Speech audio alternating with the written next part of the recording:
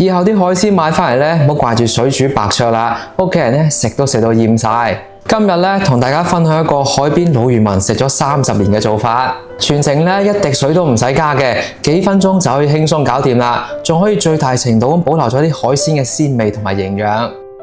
而且做法咧真係好簡單嘅，認真睇完呢個視頻，我相信你哋咧都學得識嘅。我哋買海鮮嘅時候咧，好似花甲啊、海螺呢啲咁樣咧，有殼嘅咧，千祈唔好急住煮。下邊咧教大家一個清洗嘅小技巧，喺盤入邊加翻一大殼鹽，再滴翻幾滴白水入去，將佢攪勻，跟住咧將啲海鮮倒入去，浸翻佢10分鐘左右。鹽同埋白醋咧可以逼佢哋將啲泥沙吐出嚟嘅，咁樣咧仲可以去咗啲腥味。大家睇下盤底嗰啲咧，全部都係邋遢嘢嚟嘅，我哋將佢沖翻乾淨。我每日咧都會分享一啲簡單又好食嘅家常菜，中意嘅話咧可以點個小紅心關注支持一下，唔該晒大家。跟住再將洗好嘅海鮮咧倒入鍋入邊，加翻少少薑絲、少少蔥段，再淋翻2圈廣東米酒。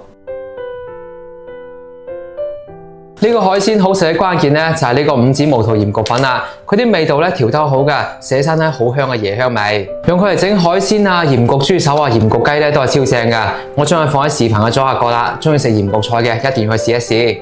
最後再淋翻殼花生油，冚翻個蓋，開大火煮佢3分鐘左右。呢度要記得啦，一滴水都唔好放喎，全靠海鮮自己嗰啲汁水咧將佢焗熟，咁樣寫起身啊先至夠鮮夠嫩嘅。時間到啦，我哋打開蓋，哇，成屋都係嗰啲鹽焗海鮮嘅香味啊！嗰啲花甲咧全部開晒口啦，啲蝦肉咧又鮮嫩又 Q 彈，花螺啲肉咧一挑就出嚟啦，一啲腥味都冇，比水煮嘅更加鮮味，比清蒸嘅更加之入味。學識咗咧，快啲收藏起身試一試啦！最後咧，唔好唔記得點翻個讚，加翻個關注啦〜